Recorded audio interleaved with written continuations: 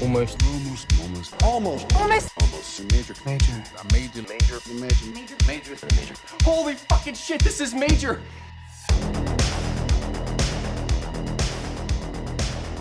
Hello and welcome to this week's episode of Almost Major, where we talk about the many major studios and the films they released. Today we are talking about Polyester from 1981 and our new 80s New Line miniseries. My name is Kevin Tudor. I'm here with Bryden Doyle. Hello. And Charlie Nash. Enchanté. What does that have to do with Polyester? She says it. Oh, yeah. Edith Massey says it. Oh, yeah. I think it was in one of the John Waters special features, too. It's like, me trying to say French is bad. Her trying to get her to say French words is near impossible.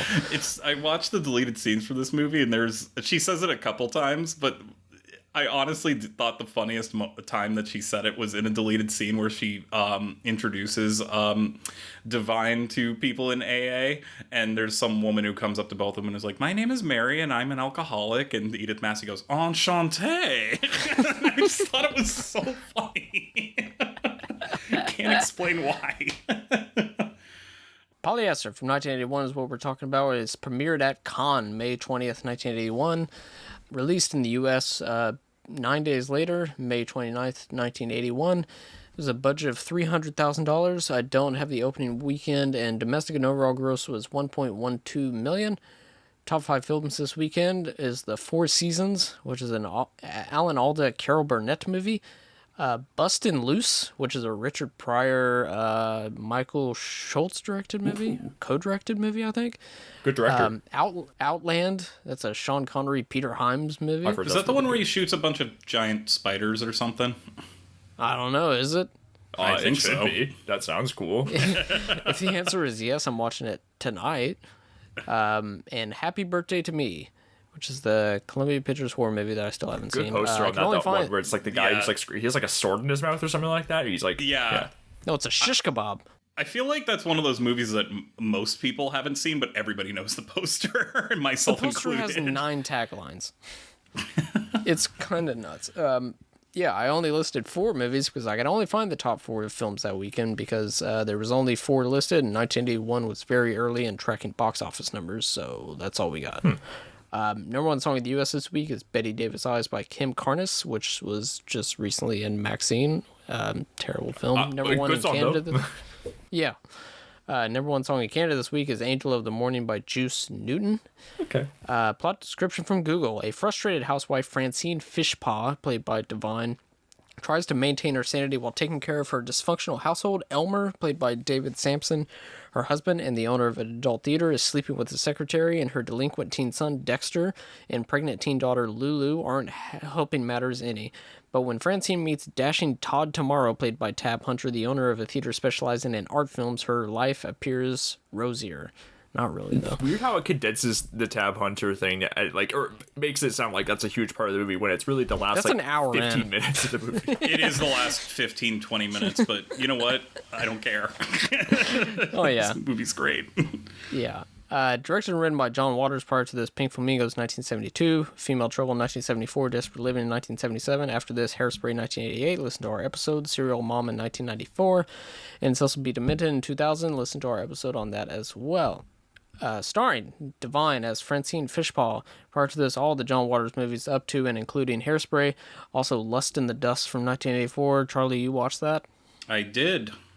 It's fine. I mean, it's directed by Paul Bertel, who did Eating Raoul, which I have seen and enjoy, and I was hoping to catch up with it, but I didn't have quite enough time. Death Race 2000, and I mean, Paul Bertel, he will also appear in Out of the Dark, and I mean, the overlap between this and Out of the Dark is prominent, but Out of the Dark, it mainly is cameos. Lust in the Dust very much felt like more of a follow-up to everybody loved working together on Polyester, so they got back together for a film that it feels like John Waters could have directed. It's not as, like, filthy or raunchy, but it's got its fair share of sex gags and, you know, some nudity and stuff like that. It's a bit of a mixed bag, but everybody's having so much fun that you have fun watching it. It's a little loose, a little sloppy, but, you know, it's a good time. I found out that John Waters was asked to direct it, but he didn't because he didn't write it. That makes so much sense, actually. Divine is great in it. Tab Hunter's great in it. Lainey Kazan, also great in it. A third of the jokes work, which the laugh ratio isn't, I don't know. Like, it's one of those things where not every joke is very funny, but the ones that land are very funny type of a thing. Maybe I'm just nostalgic for a time where, there were just spoofs of, genres that don't even really exist anymore. So, I love everybody involved to the point that I'm like, is this good? Not really. Is it fun? Yes. So... 1987 episode of Tales from the Dark Side, and the last film featuring Divine, Out of the Dark, in 1988. With Tab Hunter as Todd Tomorrow prior to this, Damn Yankees in 1958. The Tab Hunter Show from 1960 to 61, and The Life of Times of Judge Roy Bean in 1972. After this, Grease 2 in 1982. Has anybody seen that? No, but I've been meaning to. As a huge Michelle Pfeiffer fan, I have sadly not caught up with Grease 2, and I've heard it's a blast. I have a good friend of mine, Erica, has a Grease 2 wallet, which every time we're out at social gatherings, she'll like pull that out if we're like paying for a check or something. I'm like, oh right, you have a Grease 2 wallet. Just imagining like the most like dire circumstances where it's just like, okay, I'll pay for it, and you pull it out. It's like, is that a Grease 2 wallet? we're being held at gunpoint. We're hostages, and just like that. Yeah, You're a big fan of that too. So am I. You know what? Who knows? You're all good. You're all good. Get out of here. It's awesome. I mean, we're about to talk about this movie I love. I mean, Grease 2 is definitely on my list of guilty pleasure, so bad they're good, camp classic type of movies. Like, I love The Apple, which is one of those where I've seen a couple times where I'm like, I don't even know if that thing is good, but my God, it's something. Like, it's something else. Like, they put money into this. God bless them. Yeah.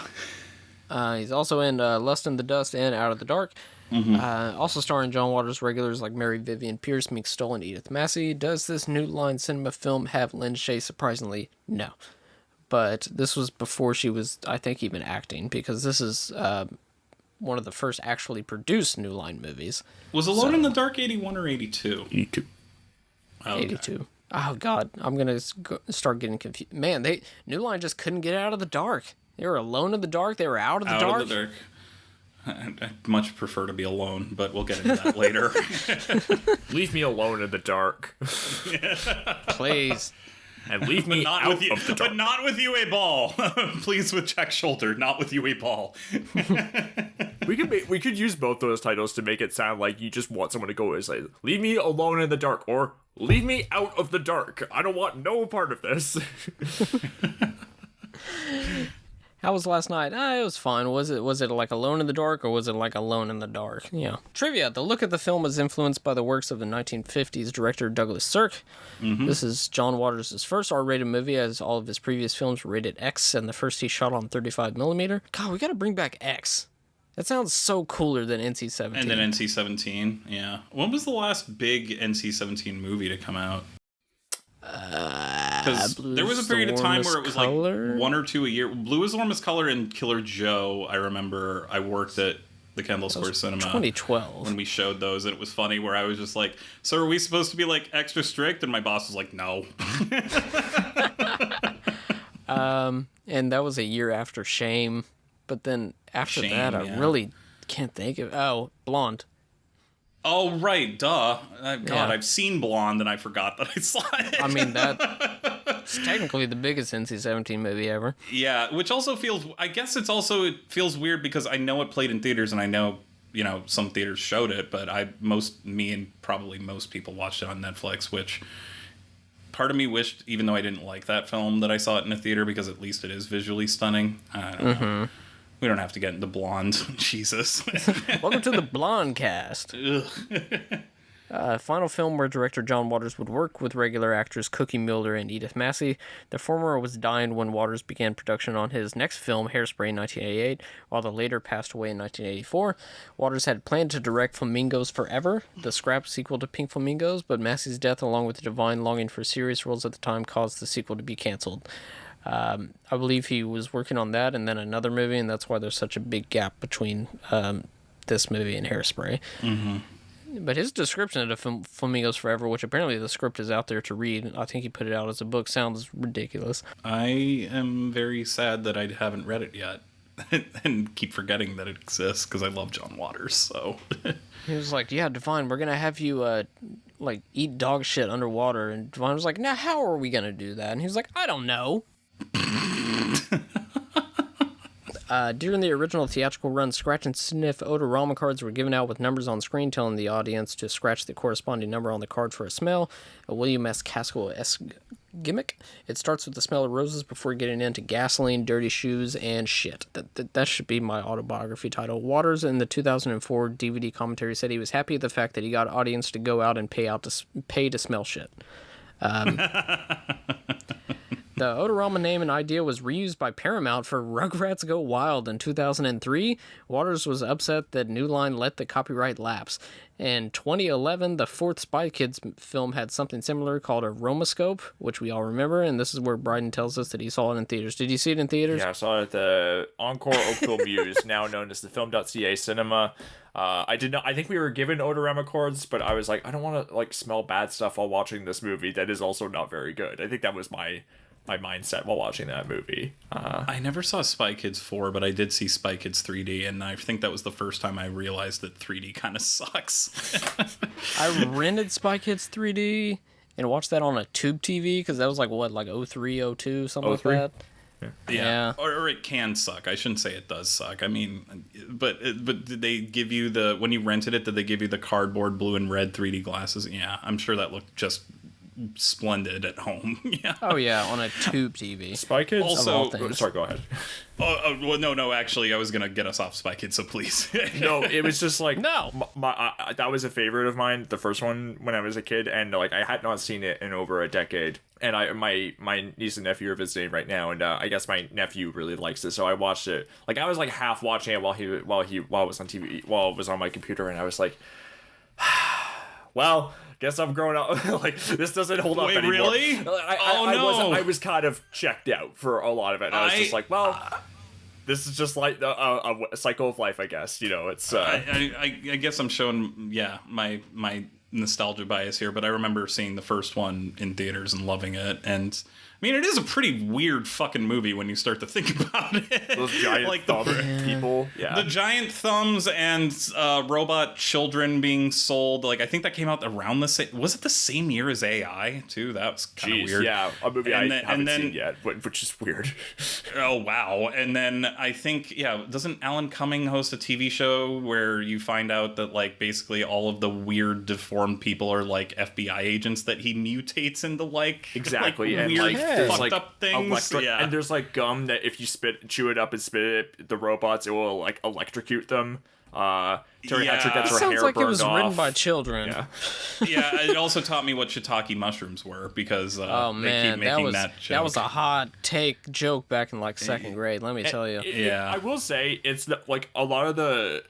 It's funny because I didn't really know how to talk as a kid or anything, but a lot of the line readings were I probably as a kid didn't understand what was being said, but I was like, oh yeah, this line reading is kind of familiar, and it is also a movie where whether or not Rodriguez is your kind of director and everything, it is he is a very visual director and everything, where it is a lot of it you're able it's not a lot that opening wedding set piece and everything where you're seeing how the parents met. It's oh, this is actually pretty I mean whether or not you're into that style, it's he's using the montage and the editing and everything's super cranked up and everything, and you still understand everything that's going on even though you're not getting a whole lot of words and everything, which is interesting. Yeah, there's also a weird set piece that I remember because we rented it a couple times as a family, because my dad actually really liked that movie, where there's a whole weird set piece where Antonio Banderas and Carla Gugino are trying to escape from Floop's palace or whatever, and they end up in walking on clouds or something like that. Yeah, and they fall on the floor collapses into puzzle pieces, and then he tries to jump across, and then he just lands on a mirror. It looks like the poster of City of Angels or something. It's really weird shit. Good call. Sorry, to get us into a more important subject of Rugrats, is Rugrats Go Wild the one that I didn't see? I did see the one where they went to Paris, and I saw the one where they were attacked by wild apes in the woods. This was the one that was a crossover with the Wild Thornberrys. Yeah, and if I recall correctly, because the Wild Thornberrys, you have whoever Lainey, sorry, from Mean Girls, Lacey Chabert. She can talk to Lacey Chabert. She can talk to animals, and I believe Spike the dog was voiced by Bruce Willis. Yes. Wow. Yeah. Which is insane. I forget how that comes up. Yeah. I only remember the ads for that. I had grown out of Rugrats and Wild Thornberrys. I watched it, and I was like, I was a discernible critic at 11, and I was just like, this is beneath the Rugrats. Like, they went to Paris. Fantastic film. Great film. First movie, also great. Also has Busta Rhymes. This one has Bruce Willis. That's a downgrade. The first film has Busta Rhymes in it? He voices the Reptar car. Come on now. Ooh. Yeah. Am I going to go have to watch the Rugrats movie? I'm 33 years old. Want to come out tonight? No, I'm busy. There's also a weird, I do remember Dill Pickles being born, and there's like, it's like the Rugrats form of Tree of Life or something, where there's a weird montage or something. That also stuck with me. Oh man, I remember waiting, because I did not see Rugrats and Parrots in theaters, but I was waiting fucking every single day for that DVD, and I think it came in like an orange case or a blue case. It was hot. That's like the Nickelodeon move. Awesome. I mean, like I think people talk about like the Harriet the Spy, like orange VHS case, which is also because that's Nickelodeon and Paramount. Yeah. The other thing, wow, this is showing my age. That was one of the first DVDs I got. First one I think was Space Jam, but I remember that was the first DVD to teach me the difference between full frame and widescreen, because my dad put widescreen on. And my dad was like, see, it's so much better. You can see some of the frame. And I was like, make it fit the TV. You don't know what you're talking about, Dad. Yeah. I can't find a... Okay, the VHS clamshell of it was orange, but the DVD I think was just regular. I don't know. I remember that being, if it wasn't my first DVD, it was like my second one. My first VHS I bought was Spice World. Anyways, Polyester. This has nothing. I was about to say this has nothing to do with Polyester. Now the Nickelodeon corner. Oh, Jesus Christ. And lastly, the Avalanches sampled a bit of the dialogue from this film for their song Frontier Psychiatrist. There we go. Yeah, it's the moment where Dexter's expelled over the phone. Yeah. Yeah. It is our personal opinion that Dexter needs therapy. Yeah, he's criminally insane. Yeah. I like how he gets expelled from the entire public school system. That is a good detail. That's such a good joke. It's so good. Can't you do that later? I don't have all day, you know. I'm missing valuable shopping time. I'll be quite blunt with you, Cuddles. I think my marriage is on the rocks. What the hell? Caught you, didn't I? Right in the act of adultery. I'll tell you another thing, Mother. I quit school today, and I'm gonna get me a job as a go-go girl. Shake it off. I cannot take another heartbreak. I just cannot take it. Anybody home? Initial thoughts. I will go first, even though my initial thoughts are like, I don't know, this shit's great. Remember that time where he stomped on that woman's foot? That was pretty fucking funny. Which time? Every time is great. My favorite, and I'm pretty sure I brought this up on the podcast, but the gag where the dog hangs himself and has a suicide note. The first time I watched that, maybe one of the hardest times I've ever laughed. And rewatching this, it still fucking is so funny. It's so funny. Like, her life sucks so bad. Even the dog is like, I'm out of here. And that's not a stuffed dog. That's an actual dog that they put under for like 20 minutes. I mean, they did actually fuck the chicken to death in pink flamingos and eat it, so that doesn't surprise me entirely.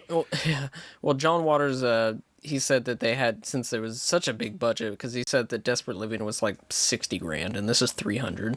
They actually had like animal people that were like, oh, we can just put them under, and he said that it was like, but the problem is there's always the chance that they won't ever wake up again. He was like, I don't want to hear that. Just let's get this over with. Jesus Christ. Oh, no. But it was just like, yeah, we had it in a harness. The thing wasn't even over his neck. It was just kind of laying to the side. But Anyways, one thing I will say about the chicken from Pink Flamingos, even though I know that we're talking about polyester, is there was a bonus feature that I did see where they were like, people attack me for the chicken scene in Pink Flamingos, but I think that chicken that chicken had a great life. It got to be in a movie, it got fucked, and then we ate it. And I'm just like, oh God. I apologize to anyone that offends. Those are John Waters' words, or basically what I'm paraphrasing, PETA has now stopped listening to this. I hope you're happy. Yeah, remember that movie where PETA rescued a turkey and just put it in a relaxation center? It's like the funniest thing I've ever seen. What? Wait, have I not told you about this? There's a scene No. in this movie. It's the only clip from this movie I've seen. There's a PETA movie called I Am an Animal, and I've only seen the scene because I think it was the Hate Cast, the podcast the AV Club used to have with Amelie Gillette, talked about this scene where they rescue a turkey with, fair, you rescue a turkey, but then they put it in a relaxation center, which is like a very small room with a bunch of hay on the ground. And then they put it in a little iPod and they put on like classic music, and then they just shut the door and they leave the turkey in there. Let me out. Let me out. But the camera is zooming out of the little boombox, and the turkey's just in the corner. And then it just cuts to a close-up of the turkey being like, "Bark," like kind of like, "Hi, I'm a turkey." Like, this is what people do. This is in 2007. When you said iPod, the first thing I thought of was just they were playing like a lot of OK Go and whatnot, and this turkey was just like, they quit put on playing like this. They put on like the most like cliched elevator music, and they're like so pleased with themselves too. They're just like, you may be at peace, like you may rest in the turkeys, just sitting there. Nothing but music from iPod commercials. The turkey's just like, I am tired of hearing Feist. All right, I'm done. That would be amazing if they put on like insane death metal or something. Like, I don't know, That like would kick ass. I don't know what was big in That would be 2007, my like Cradle of Filth or something. I mean, you mentioning the iPod commercials, I think of like there was like the sort of iPod Nano commercials, or it might have been the iPod Shuffle commercials where it was like the silhouettes like dancing to like pop music, and one of them was Jerk It Out by Caesars and everything. That does seem a scene. Like a scene of a turkey listening to Jerk It Out by Caesars and like getting sort of comical reaction shots does seem like a scene that would have happened in like the mid 2000s was set to that song. Like, I mean, yeah, anyways, whatever. Goofy. For the record, I love animals. PETA is terrible. Anyway, I think we can all PETA bread stand though? for that. Pretty good. Yeah. PETA from the Hunger Games? Not I like Josh best performance. Hutcherson. I mean, Yeah, not his best performance, but I like the guy. He was a big Bernie Sanders advocate. good at the beekeeper. I like him. Yeah. The turkey just pecking out the next guy that comes into the room because they put on Vertigo by U2. Yes, I was thinking that's the other song that they played in those ads. What was that? What? No, I was thinking of, so for a second I was like, was that the Tomb Raider song? And then I was like, no, that's Elevation. No, that's Elevation. Yeah.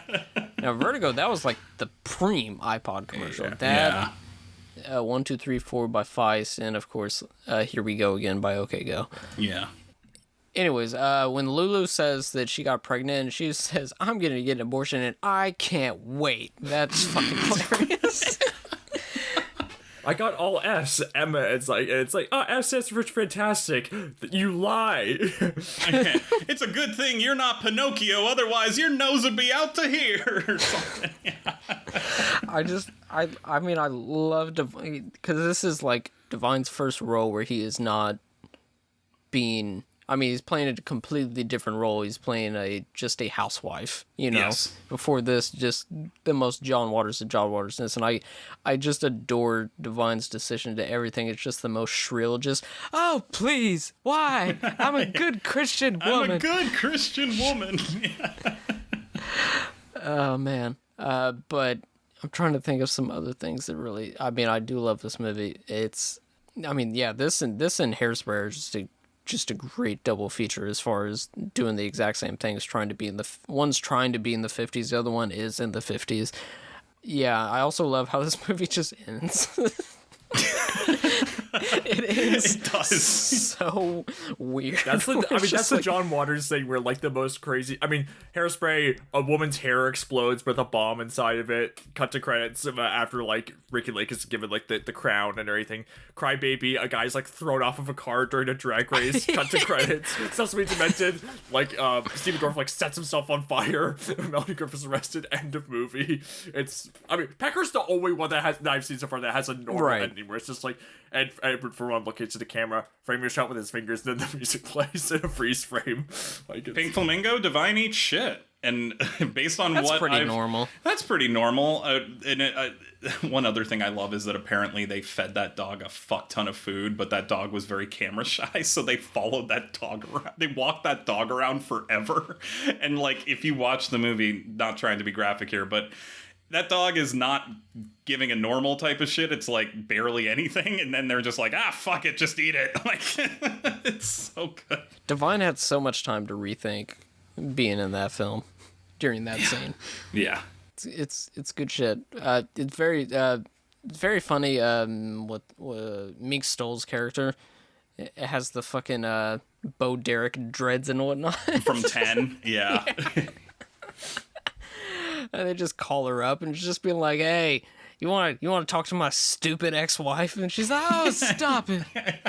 She's just awful for no reason. I mean, a lot of characters in John Waters movies, they're just terrible. For Literally no everybody, real reason. everybody in this is awful besides Divine, and I think it's very funny. Yeah.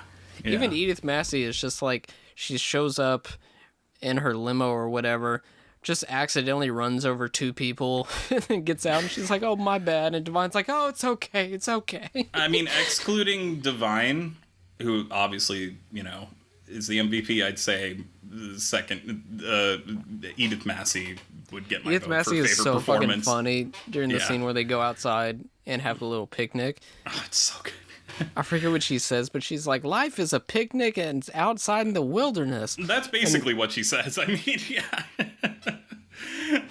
Yeah. Everything she says, it's like, you can tell that she's not a trained actor, and that's what makes it so good. Exactly. She says every line kind of the same way, but with such an enthusiasm. Like, But yeah, we'll get more into it. Bryden, what did you think on this rewatch of Polyester? You are a canonical John Waters hater, so let's hear it.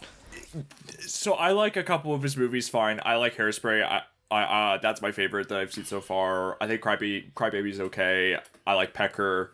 This one, look, I haven't been like in the best mood lately, so like maybe my defenses were still up with this movie.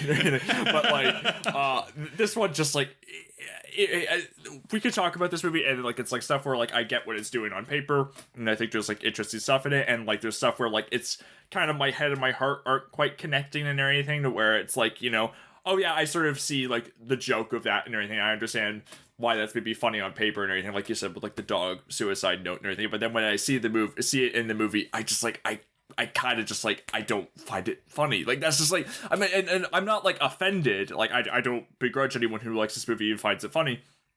For me, it's just like, I found this to be like a mostly pretty long sit, and like I just sort of felt like I think I get that the idea is like that, like the amount of like terrible things that are happening in Divine's character is meant to I that does seem to me, and maybe it's, I sort of got it a little bit more in the second viewing, how like that is the joke and everything, like how it's just like in so many melodramas and everything, like it's just like the number of I feel like we talk a lot about movies now and everything where like there's like dramas where it's like, this is like a little over the top and how bleak it is and everything, where it's like, her son's a delinquent, her daughter is like hates her and everything, and is like, being hassled for like, trying to get an abortion, and her husband's cheating on her, and the dog is dead. Like the dog being dead is like sort of like the where it's like really pushing it over into like absurd territory.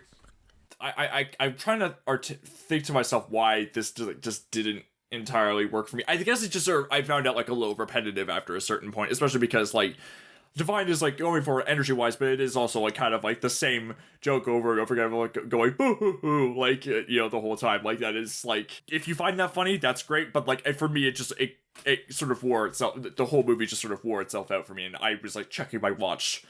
Like the ideas are interesting, and I don't know. I think I've seen Waters express these ideas in like ways that I think I find narratively more satisfying and also like more amusing, just like I guess. And what I find funny and don't find funny, like again, that's like such a subjective thing, but like I feel like he explores these ideas of like sort of looking at how like sort of the idea of what is viewed as normal in suburbia is like actually maybe not so great. Like it's maybe kind of fucked up, and like, you know, maybe finding a way to even.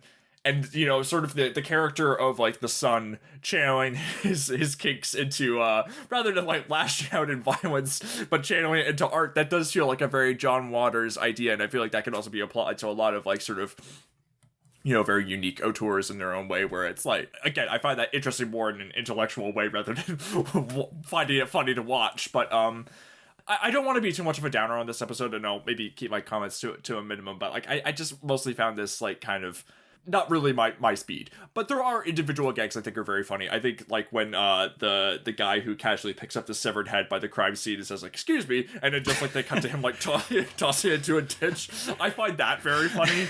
I also love that Divine in that scene like sees that there's a severed head and tells the cab driver, "Pull over here," and it's only because she sees Tab Hunter, even though there's like a severed head like right next to him. One thing that really made me laugh this time around is whenever the cops burst into the house and they go into the son's room and they just pick up a mannequin leg with a shoe on it. And they're like, "Yep, this is our guy. Got him." Yeah, and in your defense, Bryden, yeah, as you said, humor is subjective. Also, podcasts are more interesting when there are different opinions and it's not us just completely, you know, all having the exact same takes. So, Nah, fuck that. I'm booting him. Get him out of here. Yeah, I mean, it's interesting, and I think also I feel bad too. My context of I haven't seen. I don't feel bad about it. Well, it's just like a thing. I'm like, oh yeah, I should watch more of this. But at the time I hadn't seen a Douglas Sirk movie. I think the only one I've seen now is All That Heaven Allows, which is I mean, you talk about like the. I'd say that's the one that's most explicitly drawing from, especially with the shitty children. I mean, the children and All That Heaven Allows. Yes, that's a good point. Yes, that's you know. Yeah, goodness. That's a great movie. So good. I definitely see. I do think that movie is maybe a little better looking than this one. But like you're right with like especially like the Wait, what? The very. You're telling me that a Douglas Sirk film looks better aesthetically than a John Waters movie? I was trying to think about like, do I see it? And I'm like, oh yeah, all those like lurid colors when she's like, you know, in like the drinking montage where it's just like the room is like green and everything, very sickly looking. That stuff is really good. Well, and as Edith Massey says, just like, God, this house is like right out of Architecture Digest. I need to watch All That Heaven Allows. I have not seen any. Oh, it's beautiful. Have I seen A Dirty Shame more than once? Yes. Dirty Shame is fun. It also parallels, in my opinion, to All That Heaven Allows in that the casting of Tab Hunter, who was a closeted actor, much like Rock Hudson. I mean, the outcome of these narratives are much different, but I mean, I think it's very explicitly, you know, making comparisons there. That's a great point. Yeah. Yeah. We'll get into the movie. I mean, like, it'll be interesting discussing the plot of this movie because it is just like one bad thing happening to a. I mean, there's not. Yeah. Well, to your point, and I love this movie. It's not really so much a plot as a bunch of shit happens. So it's like one bad incident after another. The worst bad week of somebody's life. Yeah. Yeah. If you find that funny, you do, and if you don't, totally fair. If you don't. Another funny thing that I forgot about is I don't know why Lulu and Bobo, their idea of fun is going around and hitting people with a broom. But then they hit that one woman who just hijacks a bus. Oh, that woman, by the way, shit, I just had this and she was in Desperate Living. She was Griselda in Desperate Living. Jean Hill, yes. I think her name is. Yes. Yeah. That's why I was like, and I don't think I'd seen Polyester first before I saw Desperate Living, and this was only the second time I watched it, so I was like, oh, it's Griselda from Desperate Living. And then she bites a tire. And apparently she literally biting. She bit that tire, and her front teeth fell out. Holy and John Waters was like, you're not supposed to actually bite the tire. I like that everybody on the bus is also pissed off and is just, like, honking the thing. Like some people look scared, and then the one guy just, like, points to his watch as if, like, I have somewhere to be. Like... So come on, I'm not involved in this. Charlie, go ahead. I love this movie. I've said it a few times already. I mean, I said it on the Hairspray episode. I've said it on the Cecil B. DeMille Demented episode. I love John Waters. I love pretty much everything he's made. I'd say this is definitely top 5 for me. I had not seen this in over a decade, though. I weirdly thought I had seen it like 6 years ago, and then I looked at Letterboxd and I hadn't seen it in over 11 years, so I definitely saw this back in college. And I had seen All That Heaven Allows, but I hadn't seen as many Douglas Sirk films. I mean, there's Written on the Wind. There's even a little bit of, if you want to make comparisons, a little bit of Ali Fear Eats the Soul, which is Fassbender's Rainer Werner Fassbender's remake of All That Heaven Allows. I weirdly thought of Divine channeling a bit of Jenna Rollins and Cassavetes movies this time around, where, like, I mean, it's a much different type of performance, and I get what you're saying, Bryden, and is it kind of a similar joke over and over again? Sure, but I do find it funny, and I do think it is interesting, especially in terms of the chronology of watching Divine's performances. She wasn't in Desperate Living, and I haven't seen Mondo Trasho, but I mean, she was the main attraction of Multiple Maniacs and Pink Flamingos and Female Trouble. Female Trouble is probably my favorite Waters and probably my favorite Divine performance. I think John Waters has also said that, but I do love how she's tuned into a different type of performance here, and it is just as bold and is just as loud in many ways. But I do find it interesting that I feel like the difference here is a lot of people in the previous films were all reacting to things that she does that were grotesque or monstrous in some way, and here everybody else is disgusting, and it's her reacting to all of them in a much different register. And I, as campy as it is, I find her character very sympathetic, where she's just like, why is this happening to me? Yeah. I just find that very funny. And I think that it was also, it got her the best reviews of Divine got the best reviews of his career at the time as a result of this. I think there's some really interesting things going on when you look at the budget compared to his other films. I mean, Kevin, how much did you say Desperate Living cost? Like 50,000-60,000, and this is 300,000. Yeah, and this 300,000. I think it's fascinating to look at how Waters, gradually uses a bigger budget. I think that there's something to be said about, and I'm obviously not the first person to point this out, but the fact that some people consider John Waters selling out by making this film, and then you look at who she's married to, and she's married to this, porno theater adulterer, and then she falls for Tab Hunter, who's an art house, who owns a classy drive-in. A classy drive-in, and then the movie turns back into a freak show, and is just like, just kidding.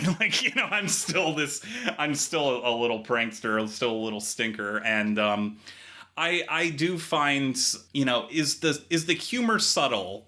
Absolutely not. Is it even like it's very broad, but I just find it to be very, very funny personally, and I am all for just movies about talking about how freakish suburbia is as someone who grew up in suburban New England. I mean, I know this is Baltimore, that's not technically New England, but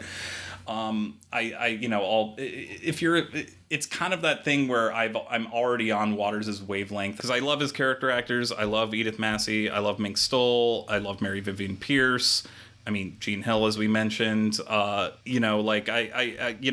is something to be said of, if you're on his wavelength. I guess that's the other thing, is this was always a film that I was already in.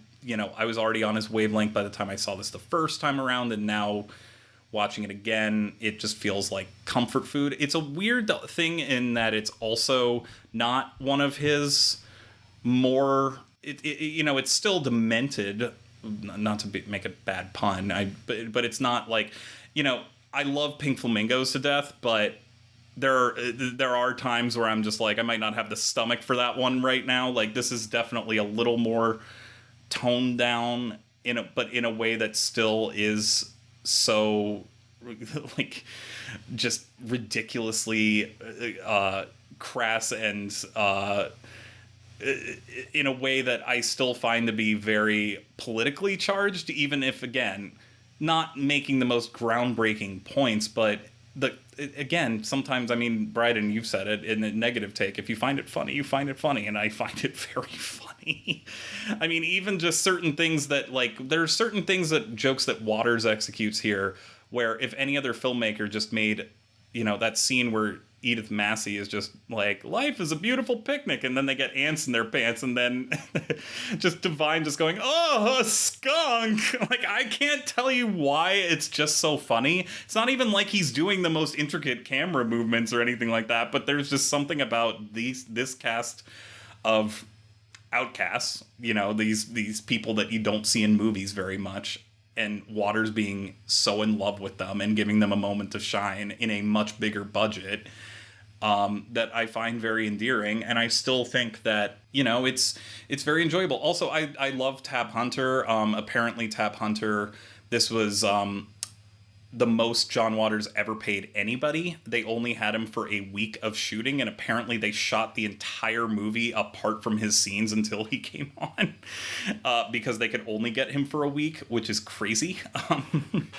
And apparently, one thing that I watched, I believe it was in the documentary I Am Divine, which is not a great documentary by any means, but if you do like, you know, it's a very standard Talking Heads documentary, but if you do like John Waters films and Divine, you should, you know, you'd get some fun little tidbits out of it. Apparently Divine also, like John Waters, had a big crush on Tab Hunter, and everybody was very, like, in awe of his stardom, and it was the one time that Divine got nervous with a co-star, and John Waters said, but Tab Hunter was so great because he played it completely straight. He didn't, you know, react to Divine as if, you know, Divine was anything other than the role she played as this sad suburban housewife, and that's what made it so funny and so sad all at once. And I thought that was very moving, you know, in a very silly little movie like this. I think that there's something to be said about Tab Hunter's generosity to lending his, you know, star power to a Divine vehicle, and it also completely revitalized his career as someone who was considered kind of a joke and a pretty boy has-been. There's actually, I did watch the documentary Tab Hunter Confidential as homework for this too, and there was a period of time where they're going through his career chronologically, and there's even a moment where he's talking about, I was, you know, not making movies as much anymore, and I felt completely isolated from my church because I was in the closet, and, you know, I was a gay man, and there is even like footage of some nun that he went to church with being like, he was going to follow his heart. He was going to follow his heart back to where he wanted to go. And it kind of does a quick fade out. And then it just cuts to John Waters talking about casting him in Polyester, which I thought was awesome. It was like another, like, I Am Divine, standard Talking Heads biopic, kind of surface level. But that was like, out of both of those movies that I watched, that like just such a great funny edit. So yeah. Feel like that was a big old ramble stew, but no, I'm a fan. It was great.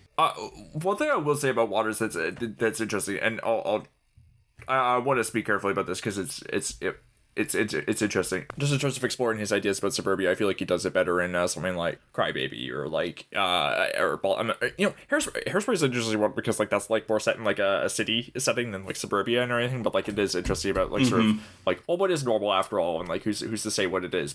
It's a little odd to me. I just remembered the church, the woman from the church who steals the bus. But it is a little weird to me that like in this movie, sort of upending stereotypes about normality, the movie does sort of, and I get it's a heightened comedic film and everything, but it's a little weird to me that like with the Tab Hunter heel turn at the end, not really heel turn because it seems pretty obvious that he's bad. Part of it, his evil sort of menacing plan is that he gets one of his black colleagues who he sees Dewey Blow with, like, to, like, cart the daughter and, like, the son off to, like, these places where, like, they're gonna suffer, like, unspeakable fates and everything. It's, like, part of me thinks, like, is Waters, like, maybe, like, feeding, even if it's unintentional, like, feeding into, like, some maybe crummy stereotypes, and maybe he rectifies that a little bit, but with Hairspray, where, like, where that movie is dealing with, like, racism more explicitly, and is, like, sort of showing that they're, like, trying to, like, show that there's more to like these sort of negative perceptions that are being held by white characters in that film. And again, I'm not, when I bring this up, I'm not like shaming anyone who likes this movie. Of course, I'm not. I even though Pete bringing it up, that makes it sound like I am. I'm not. I'm just bringing it up because it's something that like I maybe hadn't occurred to me when I last watched it. But by all means, I'll toss it out there. I don't think that's a bad criticism. I feel bad to say that didn't really. I didn't think much of it. Griselda does. I won't spoil Desperate Living, but Gene Hill's character in Desperate Living Griselda doesn't exactly meet a good fate at the end of that movie either. But I kind of feel like a lot of people in John Waters movies are kind of lose limbs or like. I know what you mean. It does kind of comment on movies of the time in the 50s though, where those types of roles were, and I'm not saying this is okay, but movie roles for black actors were kind of in those roles, so maybe he's kind of commenting on that a little bit. I'm not entirely sure. I mean, I don't really have a good defense. That's an interesting read, and again, I agree with you. I don't know if that's necessarily that's necessarily the best defense for if that was Waters' defense. I don't know if that would necessarily make it better. I have no idea what Waters' defense that is also is. possibly something that like I just like. Again, like sometimes like this happens when I watch a movie where like it's riffing on something that I'm just not familiar with and everything. But that's an interesting read of it. But I also do think that actor is having fun. I think he's having as much fun playing bad as everybody else. Sure, that's totally fair. If anything, I feel like it would have been.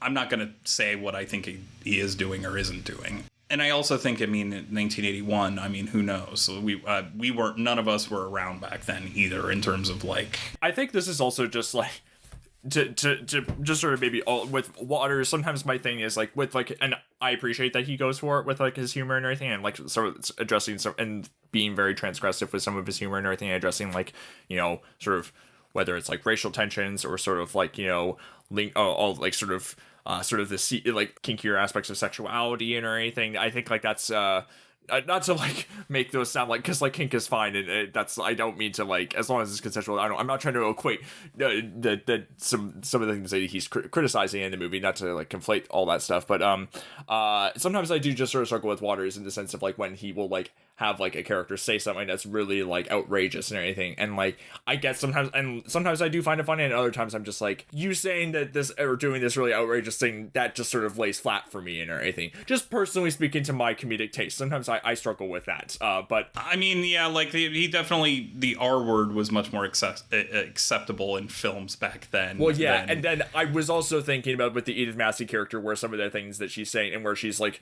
misunderstanding certain situations, I'm like, this is kind of funny, but also is it like, I was thinking to myself, is this like maybe dunking on this character that's maybe a little unfair? Well, I think what I like about the Edith Massey character is that she's a good friend, but she's also full of shit. Like, she's got a chauffeur that like takes her everywhere, and it's like she's only happy because she got this inheritance, which she keeps talking about all the time.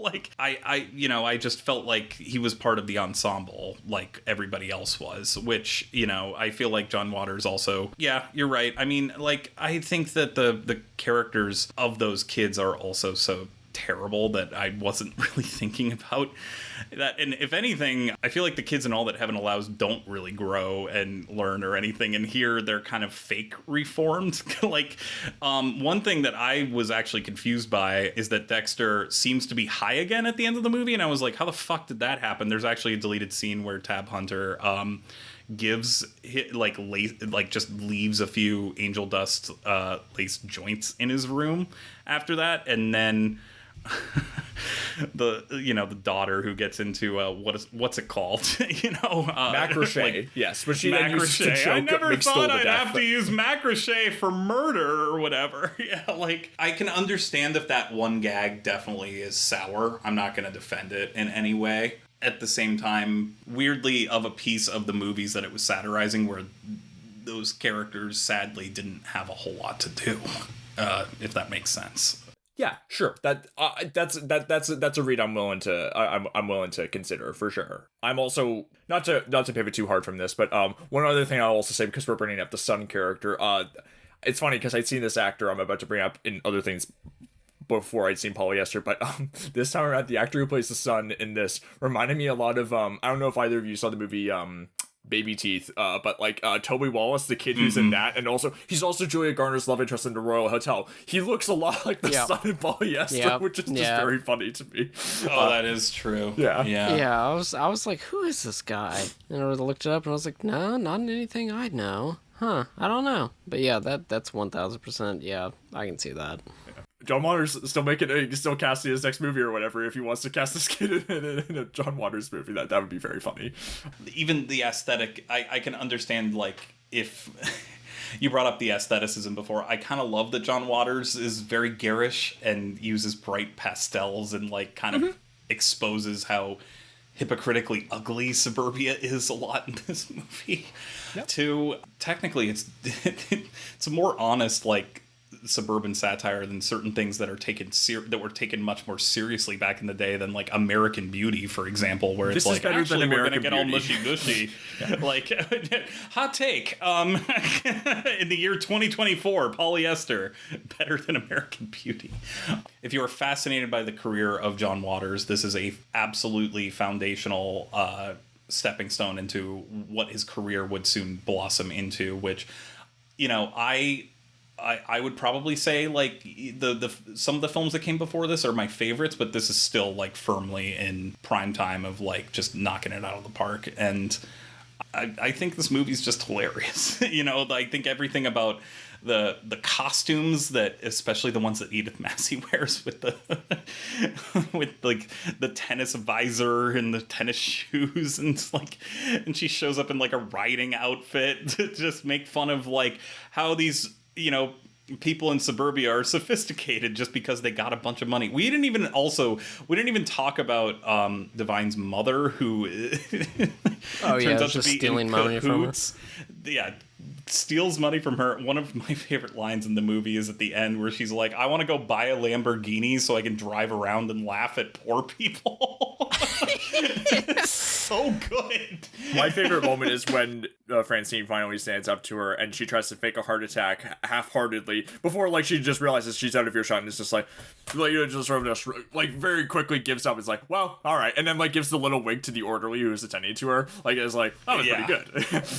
Because when you do look at the melodramas that it's satirizing on paper, even those could be read as kind of one-note tragedy porn if you look at it on paper, but I feel like there's a lot of feeling in these like Divine in this movie plays it very straight, like, you know, and she is playing it big and broad, but I feel like the what makes this camp work is she is very empathetic to the struggles that these characters go through, or that her character goes through.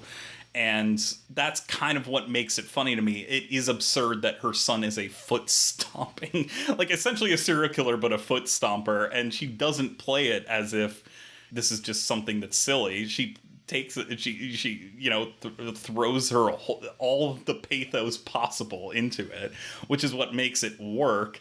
And it's kind of what I think is so great about whenever John Waters gets his ensembles of characters together, who Hollywood did not embrace on screen, especially back 40 years ago, like, and made it for this one. This was his big step into the mainstream. And I think that this one was such a financial hit is also kind of amazing, you know, because I feel like if this one came out first, like if this was before Pink Flamingos, for example, it would be like a weird artifact. And here, I think there's something kind of amazing that he worked his way up to, you know, getting Tab Hunter and, you know, like commenting on, and, you know, like Tab Hunter, just, I know I mentioned it before, but just perfect casting for this type of thing, and then completely redefined his career.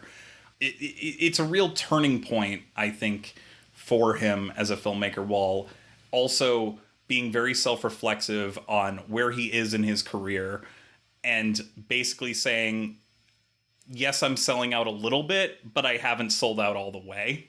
And frankly, who doesn't, he's given interviews about this too, where he's just like, I've always wanted to sell out. It's just nobody wanted to buy me. And look, even John Waters, who is as punk rock as they come, is like, well, yeah, of course I want to be, of course I want to be recognized and successful. And also, these movies that I'm satirizing are great. I'm satirizing them because I love them, and they're also absurd in a certain melodramatic way, but they are very much social commentaries on just how ridiculous our so-called normal existence is. And I just find that personally, as a very, very queer cinephile, it's just a flavor that I enjoy feasting on. So, Jesus, that sounded gross.